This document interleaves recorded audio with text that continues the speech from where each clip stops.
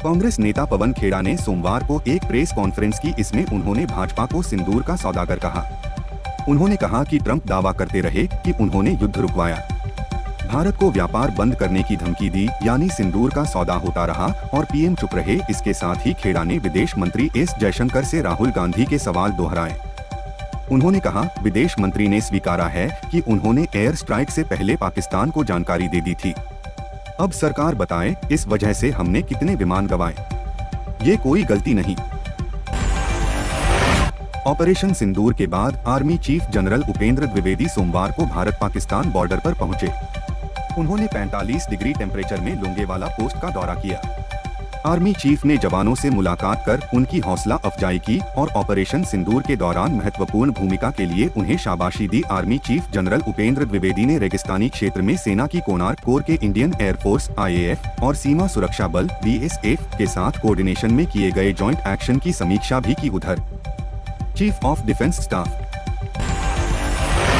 भारतीय सेना ने कहा कि पाकिस्तान ने अमृतसर के गोल्डन टेम्पल पर निशाना बनाकर मिसाइल दागी थी। इसे भारतीय एयर डिफेंस ने नाकाम कर दिया था। सेना के जवानों ने पंजाब में मार गिराए गए पाकिस्तानी ड्रोन और मिसाइल का मलबा भी दिखाया। ऑपरेशन सिंदूर को लेकर भारतीय सेना ने एक और नया वीडियो जारी किया। इसमें सेना ने दिखाया कि पाकिस्तान की तरफ से दागे गए ड्रोन को कैसे मार गिराया। वेस्टर्न कमांड ने वीडियो पोस्ट करते हुए लिखा, हमने जमीन से आसमान की रक्षा की। सेना प्रमुख जनरल उपेंद्र द्विवेदी ने राजस्थान के लोंगेवाला में आतंकियों के खिलाफ भारतीय सेना के ऑपरेशन सिंदूर को लेकर पाकिस्तान को जानकारी दिए जाने की बातों पर विवाद बढ़ रहा है। विदेश मंत्री एस जयशंकर ने अपने एक बयान में कहा था, ऑपरेशन की शुरुआत में पाकिस्तान को संदेश भेजा गया। उनके इस बयान पर लोकसभा में विपक्ष के नेता राहुल गांधी 2 दिनों से सवाल उठा रहे हैं और इस मामले को अपराध बता रहे हैं। अब संसदीय समिति की बैठक में भी इस मुद्दे पर चर्चा की गई। सूत्रों के मुताबिक संसद की विदेश मंत्रालय से संबंधित समिति में चर्चा के दौरान विदेश मंत्री एस जयशंकर के आज तक की टीम पहुंची उस सरहद पर जहां कुछ दिन पहले पाकिस्तान ने मिसाइलें दागी, बॉर्डर पर तोपें गरजी, गोलियां चली और दुश्मन के ड्रोन आसमान में मंडराए। लेकिन हर बार भारत के वीर योद्धाओं ने इन इरादों को चूर चूर कर दिया। पाकिस्तान की हर चाल नाकाम हुई, हर हमले का जवाब मिला जमीन से, आसमान से और सीना तान कर। आखिर एटम बम की गूंज के पीछे छिपा पाकिस्तान सीज फायर की भीख क्यों मांगने को मजबूर हुआ? कैसे भारतीय सेना के साहस के आगे दुश्मन ने घुटने टेक दिए? अंतर्राष्ट्रीय बॉर्डर से की गई हमारी ग्राउंड रिपोर्ट में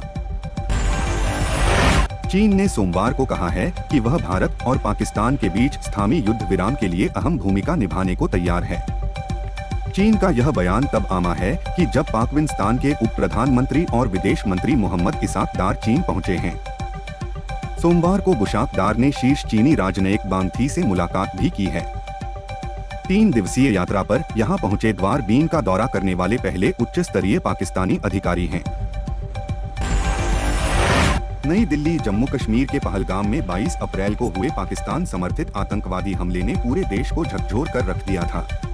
इस आतंकी हमले के जवाब में भारत ने ऑपरेशन सिंदूर चलाया और पाकिस्तान स्थित आतंकी ठिकानों को तबाह कर दिया। ऐसे में जब भारत पाकिस्तान के खिलाफ मजबूत स्थिति में था, ठीक उसी वक्त सीज फायर की घोषणा कर दी गई। सरकार के सीज फायर के फैसले पर कई सवाल भी उठे। विपक्ष ने सरकार को घेरने की कोशिश की, जबकि पाकिस्तान की तरफ से सोशल मीडिया में भारत की हार और पाकिस्तान की जीत का प्रोपगे। पहलगाम आतंकी हमले के बाद भारतीय सेना ने सबसे पहले पाकिस्तान से हिसाब चुकता करते हुए ऑपरेशन सिंदूर के तहत पड़ोसी देश में खुलकर एक्शन लिया।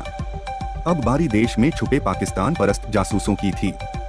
सुरक्षा बल अब देश में ऑपरेशन मीर जाफर के तहत उन लोगों पर धड़ाधड़ एक्शन ले रहे हैं जिन्होंने भारत की कार्रवाई के दौरान पाकिस्तान की खुफिया एजेंसी ISI को अहम सूचना उपलब्ध कराई। इसी एक्शन का नतीजा है जो यूट्यूबर ज्योति मल्होत्रा को हिसार में अरेस्ट किया गया है। क्या है ऑपरेशन मीर जाफर? पाक को पीटने। रक्षा अनुसंधान और विकास संगठन DRDO अपने स्टार मिसाइल प्रोजेक्ट को तीसरे चरण फेज 3 में ले जा चुकी है। इस चरण में मिसाइल को पूरी तरह तैयार करके कई बार उड़ान परीक्षण किए जा रहे हैं। स्टार मिसाइल एक खास स्वदेशी मिसाइल है जो वायुसेना, थल सेना और नौसेना के लिए तेज गति वाले खतरों की नकल करती है। मतलब टारगेट प्रैक्टिस कर सकते हैं। यह मिसाइल सस्ती होने के साथ साथ ब्रह्मोस जैसे मिसाइलों का विकल्प बन सकती है। तीसरे चरण में डीआरडीओ के इंजीनियर मिसाइल के सभी हिस्सों जैसे इंजन, नेविगेशन सिस्टम और सपा विधायक अबू आजमी ने कहा कि देश के 140 करोड़ लोग आतंकवाद के खिलाफ हैं। सभी ने भारतीय फौज की सराहना की है, लेकिन जो इंटरनल है उस पर थोड़ा ध्यान देना चाहिए। रोजाना धर्म पूछकर भारतवर्ष में मुसलमानों को परेशान किया जा रहा है। कर्नल सोफिया कुरैशी के बारे में इस तरह से कह दिया गया। उन्होंने दावा किया कि कम से कम 200 ऐसे केस हो चुके हैं, आम मुसलमानों को निशाना बनाया गया, जबकि कश्मीर के मुसलमानों ने दिल खोलकर साथ दिया। सपा विधायक ने कहा, कश्मीर के लोगों ने अपने यहाँ आए टूरिस्ट्स के लिए अपने घर खोल दिए।